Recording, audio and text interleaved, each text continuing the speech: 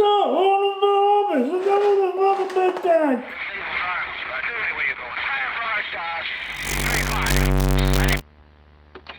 2 ships down, one just crashed and burned. They've got 23. Guys, welcome back to Bear Hobbies. Everything's upside down all over the world. We know it is, okay? Sorry for my little corona joke there at the start. Hope you guys are all well, hope you're all safe. The projects that we're doing in Indonesia are still in Indonesia. I can't do anything about them. They're even stuck inside hotel safes and stuff like that. So we're in Russia and we've been here now 5 weeks. This is Bear Hobbies HQ. This is where I moved to anyways. So things have moved forward now. I might not even be leaving Russia. So brand new kit up. Well, not brand new. It's quite an old box in this one. It's the Russian 2S19 self-propelled 152mm big gun howitzer. So it's an artillery piece, but it's actually on a T80 hybrid chassis. It's a T80 sort of wheels and suspension. It's got a T72 big V12 sort of engine. You see that on the back deck. Anyways, let's have a look inside this kit, go through the parts and pieces and see what we think. Okay, so let's break open this box on Russian 2S19 self-propelled 152mm howitzer. Long worded thing. The MSTA is what they call these. The Russians name all of their, well, their legacy self-propelled artillery systems after flowers like peon, acacia. This one they called MSTA. Actually, I think MSTA might be a river, but anyways, that's what we're going to call this one. And it even tells you this. There's a bit of blurb on the box. I'm not going to tell you what all this says. Basically, it's just a big autoloader, 152mm. So it's like the, you know, the really big, heavy artillery. And I'll put this in the description of the video so you can read that. I got this kit actually second-hand off of eBay. There's one scheme that they show on the side here, and they show the photo etch frets.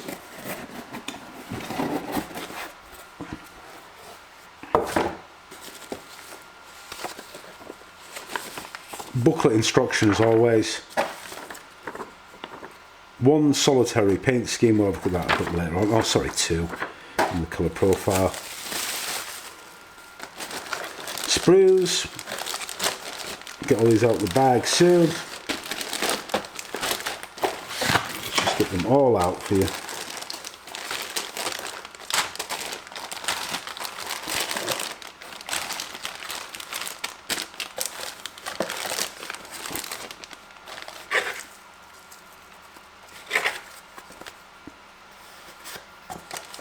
That's the main compartment.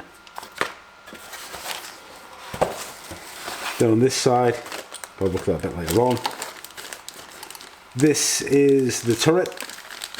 Quite a big piece, one moulding.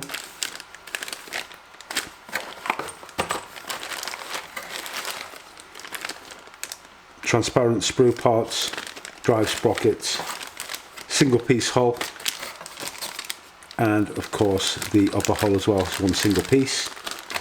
We will also be looking at these, which is Magic Models 152mm to a 6.4 barrel. And also we will be looking at masterclubs metal tracks with resin pins included in this review. So let's open up the bags and have a look in detail at the parts. Oh, just point out the box art as well. Vincent Wan, he depicts this May Day parade scene with the MSTAs in a parade formation. You can see Krasny Plощad Red Square in the background. Very nice artwork there. Let's have a look through the instructions. It's a booklet that you get all the time from Trumpeter. Here's the sprue layout, so the parts tree map. And you see there's quite a lot of replica sprues. Those 3 are repeated. and then we've got 1, 2, 3, 4, 5, 6, 7, 8, 9 individual type sprues. The rest are type replicated. Just point out this vehicle is based on a T80 chassis, so it's quite generic. And we start off with the construction of lower hull, rear plate, suspension components go on next. More detail goes on to the lower sprue. These are the return rollers. Here's a mud scraper here. I think they've done this one in plastic actually. You usually get a photo etch piece for this.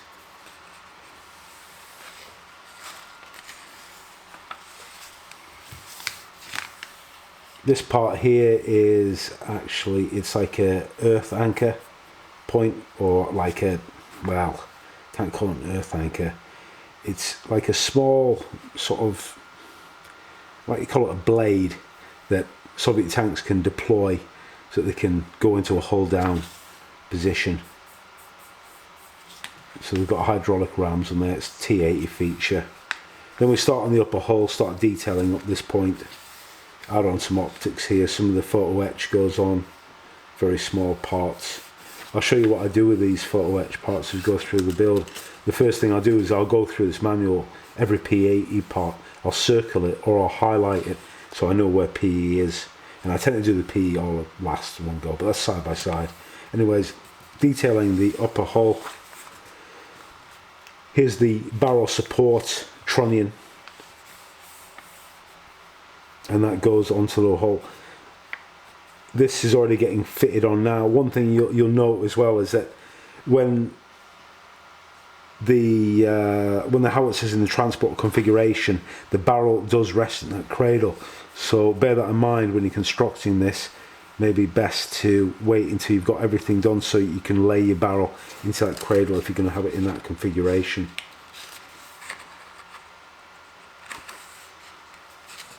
At this point here we're attaching the lower and upper hull. Get some nice PE parts going on there, which are the engine grill decks. Let's flick through. The fenders get detailed. They all get detailed up. Add more and more detail in the upper hull, and also it tells you to construct all the tracks. There's 174 track links to make 87 per side. Fenders get attached here. That's the lower hull completed, except for some recovery wires that get detailed around the log, the back here. Then we start detailing the upper turret. It's one big piece really, but there's a lot of detail that gets added onto it.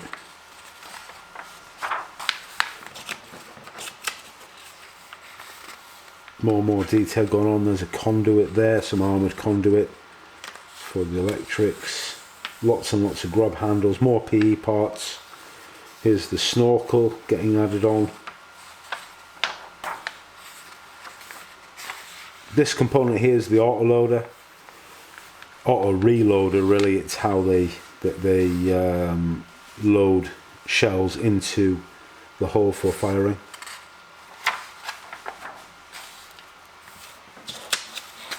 This is a self-defense 12.7mm HMG, which it's got a lot of detail on it, and also you get this infrared searchlight. Typical, you know, Russian, Soviet tanks all got the same sort of detail for the cupola. Here's the recoil mechanism getting fitted out here, and here's the upper turret with some optics, some sighting optics, spare track links, machine gun, or the matching gun as they call it there, gets fitted on. Barrel gets built up, and we did expect this anyways. We've got like split parts, but we'll be able to look at our aftermarket parts. And then by stage 25 we are complete. Okay, so let's start looking through the sprues. Start off with this one, sprue F. This is the lower part of the turret. There's those recoil cylinders there. and some of the details. Nothing really exciting to speak out of on there. Generally, the Trumpeter, you get a very good quality kit. No more turret details. Here's the 152mm barrel, which is split longitudinally, and also as is the muzzle brake. Now that doesn't really matter. I mean, you do sort of expect that sort of thing on most kits actually, especially like a really big barrel, and you know, it doesn't deter from the quality of the kit. Here's the fenders.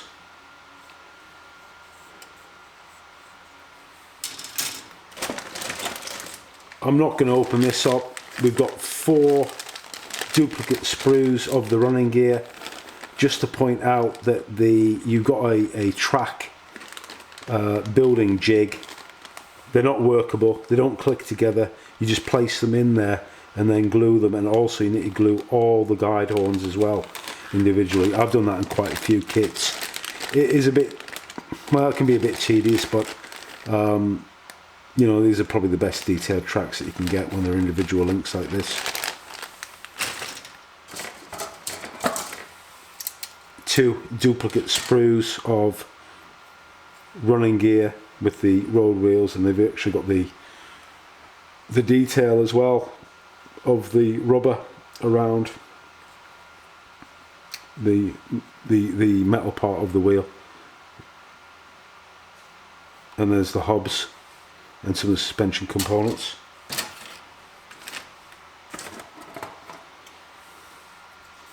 Lower skirts, just a point to note, they're actually rubber on the T80, this T80 whole vehicle. This is the unditching log, and on quite a lot of the more recent releases, this kit is made in a sort of a rubbery vinyl material, but this is hard styrene, and it's split down the middle again, so as you would expect. Duplicate sprues again, these are just smaller details. Zip boxes, some track links there, spare track links that go on the upper turret. There's the smoke grenade dischargers, which are 1 piece.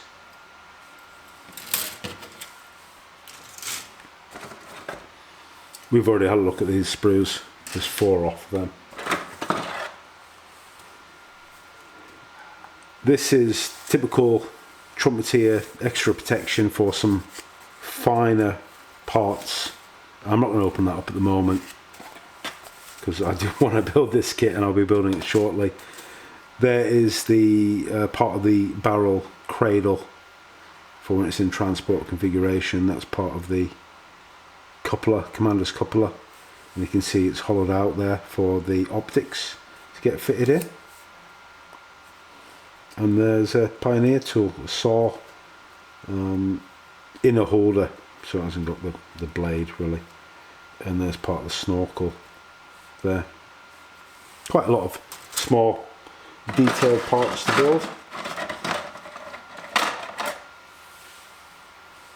Duplicate sprues of the drive sprocket.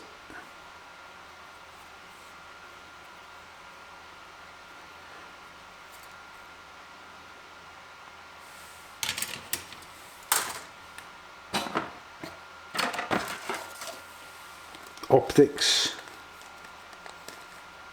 which I haven't checked, but there might be some spares inside there, but you get the lights and the periscopes for the vehicle.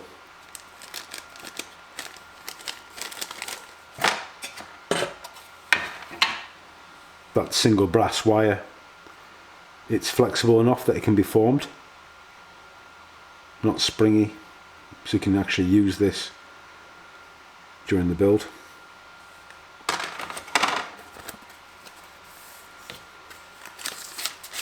The decal sheet is generic, nearly, well actually it is marked up, it says 2S19, but you know, it's just a series of numbers, and then it's got some guards, symbol markings.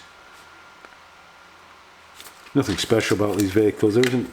See, the thing is with you know, a howitzer or, you know, most modern battle tanks, they don't have distinctive markings on them for obvious reasons. They don't want to be identified easily. Here's the lower, well, one-piece slide molded hull. All the running gear needs to be assembled on here, and also you get the upper hull as well. They must have the same sort of turret ring as the main battle tank, I'm guessing.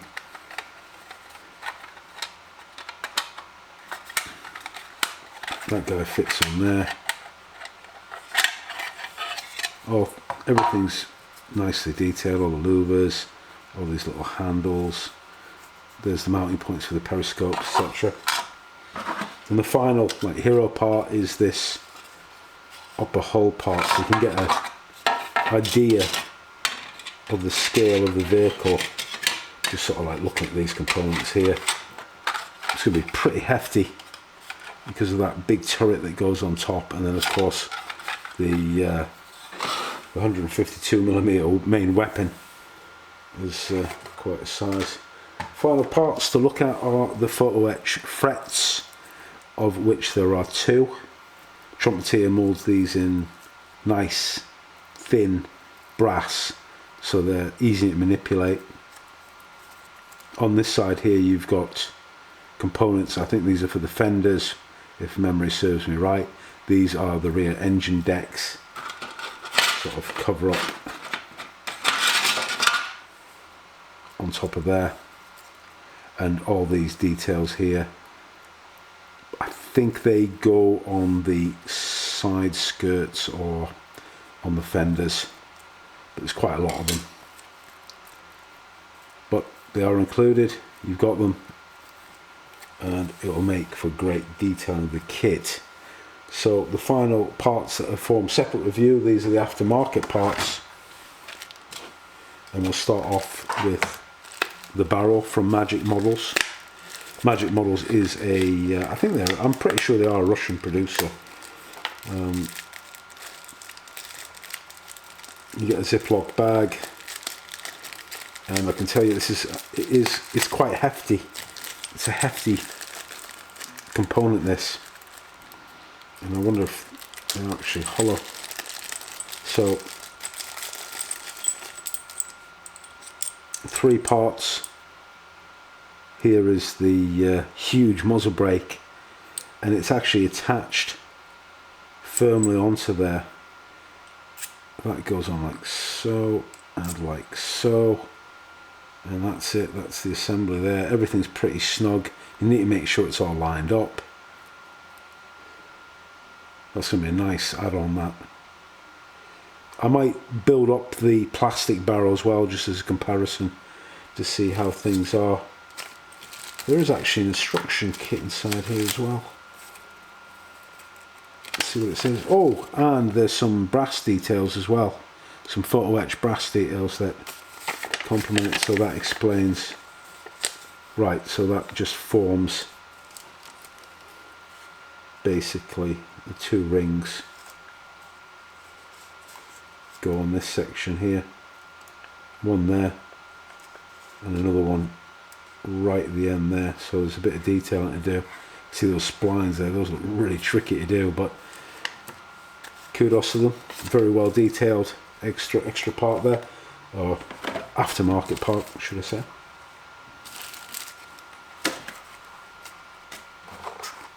And this is masterclub's, these are the newer tracks from masterclub that are metal track links, the individual track links, and then you've got the track pins 440, so you're putting in tracks on each side, and they are fully workable. I built up one set, I used it on a BMP2, and you get a big lump, big bag of links.